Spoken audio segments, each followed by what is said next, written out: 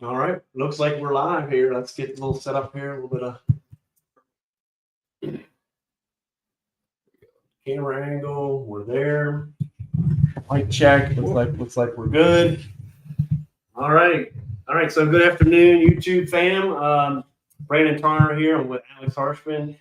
He is the WTF Wholesale to Freedom. Correct. Right. Okay. Yep. He's a coach here locally here in Washington County area, Hagerstown, Maryland, is this county seat, but Washington County is mainly here. Let's see. I guess what else can I say about you? You've been doing the wholesaling thing so many years. I guess tell us a little bit about yourself. Yeah, so I've been wholesaling for about 6 years, investing in real estate. That's how I got started, was through wholesaling, and through wholesaling, the methods and practices that I learned and teach is how I acquired a lot of my wealth as far as buying real estate and even flipping a property or two. So yeah, it's been a great experience, and I'm happy to be here.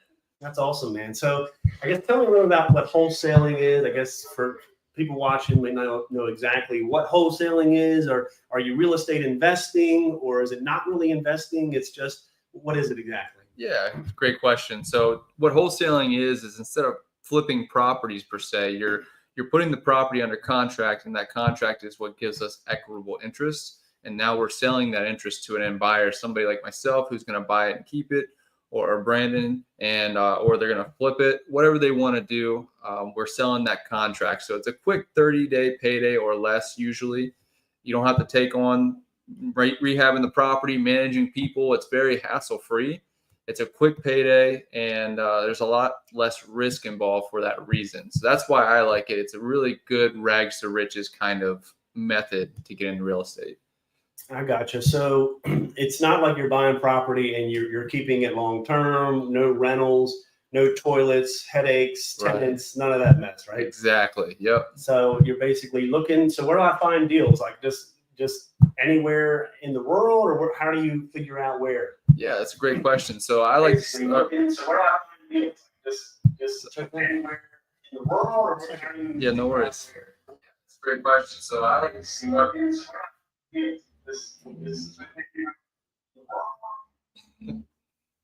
Excuse us here. We're, live and learn, right? We work through it, right? Yeah, we're going to work through the technical difficulties here. So anyway, you were saying. Yeah, so the best way to find anything and start with anything, in my opinion, whether you're looking for private money, you're wholesaling, is the 3 Fs: family, friends, and fools. And so what I mean by that is you start with your family and friends asking, hey, do you know anybody who might have a house that they want to sell? It's too far gone. Maybe they inherited it. Do you know a neighbor who just wants to get rid of their property? And by starting local, you're taking the path of least resistance, because it doesn't cost any money to network. And so if you're networking with your coworkers, I guarantee you somebody out there knows somebody who had something they need to sell as far as a property. And it's funny, right after our meeting last week for the real estate meetup, when I did my presentation, somebody from that group never did a wholesale deal, never heard of it, anything. This week, yesterday, actually, they found a wholesale deal just by networking with their neighbor. Wow. Yeah. So I guess it's true then. Anybody? It is. So I'm thinking in my mind, and the listener might be thinking, so once you do it, then like that area is like tapped out and that's it. There's no more. Once you fix them up, that's it, right? Or what keeps it going, I would think. So the deal flow? Yeah, exactly. Yeah. So life changes for everybody at all times. And so with people's life circumstances changing, every day something's going on in somebody's life where now they have to relocate because of a job, maybe because the government's shutting down a lot of employment opportunities right now. We're cutting a lot of expenses, a lot of waste. And so that has a cause and effect that trickles down into the real estate market. And this is just a live example, but people need to get rid of their properties because now they have to relocate. Okay, so it's not always a distressed property. It could be a distressed situation. Correct. The human aspect. Yes. Somebody might die, like you said, or job transfer or job cuts. That's in the news a lot. I gotcha. So it's all that it's the human situation that's so dynamic. It's always changing, and it just creates these opportunities. I guess it would be endless. Yeah. It's unlimited opportunity. And in any area, would there be any areas that are, I don't know, too bad or not smart to go in? Yeah, so you obviously want to stay. I mean, in any market you go into, there's a buyer for just about anything. But if you're in an absolute war zone, those areas aren't advantageous to an investor. One, because banks don't like to lend on it. So if they're buying it and keeping it, it's hard to refinance. If they're flipping it, it's hard to find somebody who wants to live there. So, and then likewise, if you're in the higher end, where we're talking in millions of dollars, there's a lot less of a buyer pool for those price points. Even in those high price markets, there's a certain cap to where now you're limiting yourself to the potential to offload that deal. Okay, so it does matter to some extent. Yes. Maybe school districts, or like you said, war zones. I guess a lot of drug activity. Correct. Avoid those areas. But if we're doing this virtually, how might we know that? Yeah. So what I was taught by my mentor, and I'm going to share insider secret, is I like to go for a population size of around 100,000 to 500,000. That's kind of the sweet spot, because in that range, you're going to find a good amount of buyers. And typically the average sale price, you don't want it to be any higher than, let's say, 600,000. So there's going to be a lot more buyers from the $150,000 to $600,000 range than there would be for the 600 plus. Okay, yeah, that makes sense, especially when you have the loan programs, VA loans, FHA loans. I think it's county by county or zip code by zip code. There's kind of a limit there. So I'm thinking Frederick County, the limit is might be 900,000, whereas here in Washington County, the FHA limit might be around 6. I'm thinking. So that's a good point. Yeah, so your buyer pool, if you go outside of that, your buyer pool is going to drop. Correct. That makes sense. Okay. So that's awesome. So really, anybody that doesn't necessarily have any money could do this. Or what about what if there's a realtor involved and they say, we need your proof of funds and we need an earnest money deposit, and now you're like, what? I don't have any money. I want to get into this, but what would you say to them? Yeah, that's a great question. So this is why I love wholesaling real estate, is because you don't have to have money to get started, and there's free tools that you can use. So, and the way I like to break it down is it's a convenience thing. So if you have the money to invest to get started, you're going to save a lot of time. So you have the paid and the free way. The paid way is going to save you a lot of time, but the free way is going to take a lot of time. So you're using tools that require you to get after it and go hustle. Maybe looking for somebody's phone number, searching the webs through websites like True People Search, opencorporates.com. You're taking a lot of time to find these individuals to call, versus if you had a paid service, skip trace or pull that list, you can build that list almost immediately, but it's going to cost money. I gotcha. So there's the free way is going to take more of your time. Right. If you have time and maybe not much money, and then eventually you might get to the point where you have more money and you can kind of advertise. Or Correct. Where would I advertise? How would I do that? Yeah, so there's so many different ways to advertise. You have direct mail, which is tried and true. I mean, the response rate's going to probably be the lowest of everything, but it is tried and true. You have SMS blasting, but that's constantly being regulated. Text messages. Exactly. So text blasting, cold calling, which is what I got started with and did for the last 5 years. And then you have more passive methods like SEO, which is search engine optimization through your websites, or maybe Google Ads, which is what I do now. Okay. And then people will find you. Correct. Because they're in a bad situation. They're not sure what to do. Do I contact a realtor? But nowadays it seems like people will just search. I'll just Google it, sell my house fast in Hagerstown or whatever. Exactly. And boom. And that's where your search engine optimization will be put you near the top. Correct. And they'll click, and then boom, now you have a lead. They already said, they raise your hand. I want to sell. What will you give me? Exactly. And that's going to take us into, what will you give? What's a good deal? I mean, right? How do you figure that out? I mean, I didn't have any real estate experience when I got started. So how do you go from not knowing anything to figuring out what this property is going to be worth, almost as good as the person that's going to buy it and flip it, because they need to know what it's worth. So here it is, real simple. You try to find 2 to 3 properties that were within a quarter-mile radius, depending on where you're at. So in our area, that would work. In a place like Indianapolis or Baltimore, you're going by street. So ideally trying to find a comp that's 2 to 3 of these comps that are similar in size, bed and baths, square footage as well as lot size, ideally. So do I need a realtor to do that for me? You do not. So you can use this website called Zillow. Everybody's heard of it, obviously. But Zillow, Redfin, a lot of them have sold data. Now, it's not going to be as up-to-date as MLS, but for somebody who does dozens of deals a year, we don't pay for MLS access. We only use Zillow. So it's free. You just sign up or you go on Zillow. I guess most people maybe today realize it. I'm just looking in that area within a quarter mile.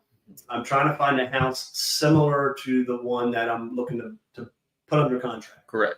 But I have to, the way the conversation goes with the seller is, look, I will buy that property at this price based on some comps in the area. Mm-hmm. And I guess you have to explain to them, well, that comp was $100,000 more than what you're offering me. Well, what gives? Right. So how do you explain that? Yeah, that's a great question. I don't try to explain anything to them, because when you do that, it just becomes a battle of who knows what. And it's almost like political. If you go to a family meeting or family gathering and you start talking politics, it doesn't matter. You don't get anywhere. You don't get anywhere. You didn't convince anybody any different. Exactly. I got you. It's the same thing here. So, and I love that example because it's so true.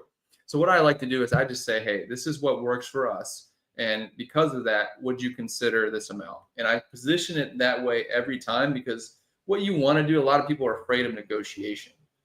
But you want to open it up for negotiation. And on top of that, you want to set that anchor really low.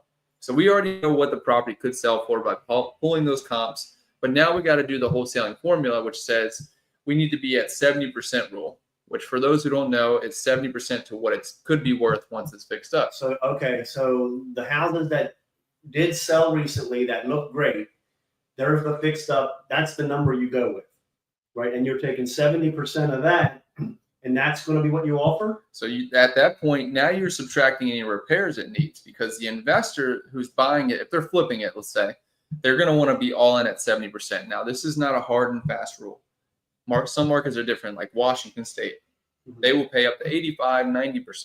Whoa. But in our market, people like to be at 65, 70%. Okay. Because the prices are a little bit different. Because of the pricing or any other factors, like maybe days on market in the area? All that plays a factor. That all plays a factor. Yeah. So, I mean, but on a very simple level, 70% rule is a good rule to underwrite it at, because I feel at 70%, unless you're in a really depressed market, you're going to be able to sell that deal all day. So 70% minus your repairs, now you got to add in your fee, and which is whatever you want to make. But typically in a market that's not a high-end market, you're looking at 10 to 25,000.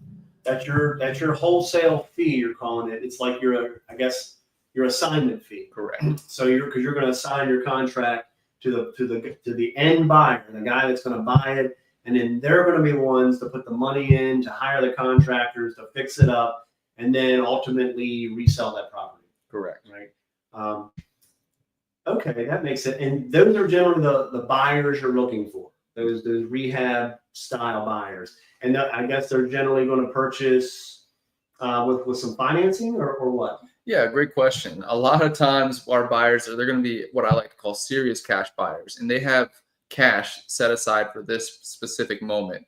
You bring an investment opportunity, they have either somebody who's going to lend them money, so hard money loans, or maybe a private money lender, or they're going to use their own cash. And the reason why we want to use those is because we offer a hassle-free sale to the sellers as a benefit to get this really, I mean, as you can tell, minus 70% minus our fees, minus repairs, we're already getting this at 40, 50, 60% sometimes. And so we got to add some kind of value to the seller for that. And it's a quick closing. Okay. So they're just going to use all cash. They don't need a whole lot of inspections that a mortgage company might require. Right. Okay. Well, that makes sense. And finding the cash buyers in the areas, again, that's just from your networking or what? Yeah, so you can build your cash buyers list either through going real estate meetups, like where Brandon and I met, as well as going to any kind of real estate grouping. You can cold call realtors. It's one of my favorite strategies in a virtual market, because obviously I'm not there to go to these real estate meetups, and some of them do have online websites. But cold calling realtors is my favorite way, because they usually have a bunch of cash buyers they work with if you're in a good market. And they want that commission just as much as you want that wholesale fee. And so they'll show that property for you. They'll handle a picture sometimes if you want them to, just because they're there and they want to just keep their clients happy. Okay. I think I'm getting it here, and hopefully our audience is as well. So you're going to find the property. We figured out where to look, how to get that. It comes your way. You figured out kind of how to give some kind of valuation. You make your offer, and you try not to negotiate. I guess you try not to get into a fight with them, right? So maybe you can just overly simplify. You basically explain, look, that property is 100% fixed up. Yours obviously needs some work. This is why our numbers fell there. They can kind of get an understanding where you're coming from. You guys agree. And then you say, you find the cash buyers, real estate meetups, these things are called realtors. Yep. They even know in the area, ones that are pretty active. Yep. Okay. And then at that point, the buyers want to see the property. So the realtor will handle that with the seller in the property. Yeah. And most sellers, you found that they're okay with that, or what? Yeah, so it's definitely a process. You want to set that expectation for everybody. And it's just as if you were going to hire an employee in your business, a new coworker is coming in and you're onboarding them, whatever the case may be, you set that expectation up front of how you're doing business. Hey, my contractors, my investor partners, cash partners, whatever you want to call it, are going to be walking through the property because we want to make sure, number one, the property is what you say it is and do our due diligence. And number two, we want to try to get the best bid possible for the renovation because that's how we're able to make these numbers work at where we have them. They're like, no problem, just schedule it with me, or I have a lockbox, or whatever. And so from there, what you do is you set that expectation with the seller. Hey, whenever they come through, don't ask them any questions. They're not going to know. If you have a question, you can ask me directly. Likewise, if for some reason they ask you a question, have them reach out to us because we're going to know the answer. And they may be confused on who to ask the question to. Okay, so it sounds like the seller is going to have to be on board with what you're trying to do somewhat. And you're saying just give them up front. Mm-hmm. Go ahead and prepare them mentally. It's almost like you're educating them a little bit. Yeah. And then that way they're not taken by surprise. They kind of expect other people are going to need to come see the house. Correct. And you're telling them this could be contractors, investor partners, that maybe your funding partner. Yeah. Okay, that makes sense. Wow. Okay, and then now you get it under contract.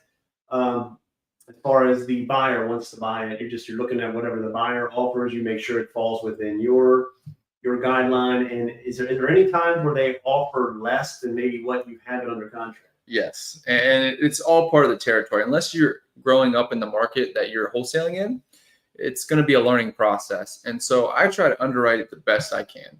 But I don't know it as best as maybe Brandon that's in that market locally, who's been flipping for 20 years. Mm-hmm. And I'm just a wholesaler who just got my first property under contract there. So if Brandon says, hey, your numbers are way off, I need to be 50 grand lower. What do I do? At that point, I say, okay, I appreciate that. Is there any reason why you would say that? Mm-hmm. And so I start to learn from you and understanding the rehab estimates in that market. Maybe things are a little bit more expensive, or maybe they're less expensive compared to my market. And so I'm gaining these valuable insights that I would take me years to learn unless I invested there myself. And so I'm learning off of you. And on top of that, I say, Brandon, well, if I can make that 50 grand less work for you, are you saying you're ready to move forward today? And he says, yeah, I want it. So now we have a deal because I can put it under contract contingent upon me being able to go back and renegotiate the seller. There's no risk to you. It's only benefit.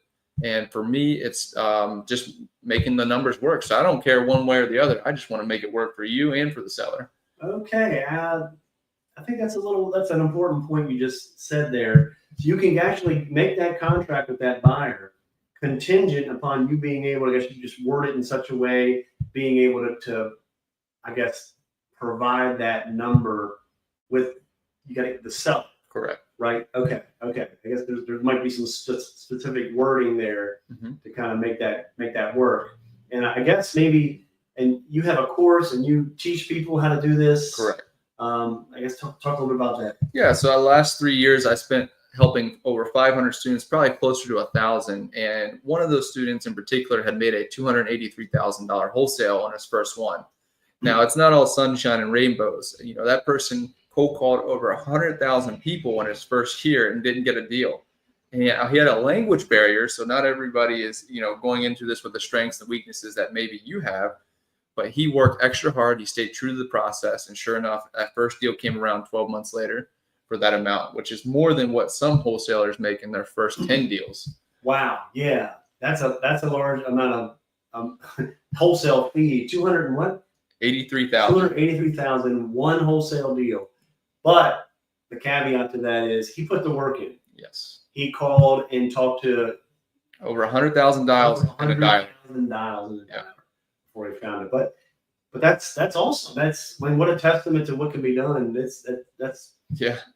Most people don't realize they can do it. Just I'd say that easy. It's not really all that easy. So there is some work involved. Once you put the things in place, maybe get your course. And where will we find that course? Yeah, so on my YouTube, ALEX HARSHMAN, you type in Wholesale to Freedom, you'll see my beautiful bald head on there. And on there, you'll see my most recent video of the presentation I did last week. And on that presentation video, there's a link to join my course. And I'll also send it to you if you want to post this in the description or whatever's easy. In the description, I'll put that in the description.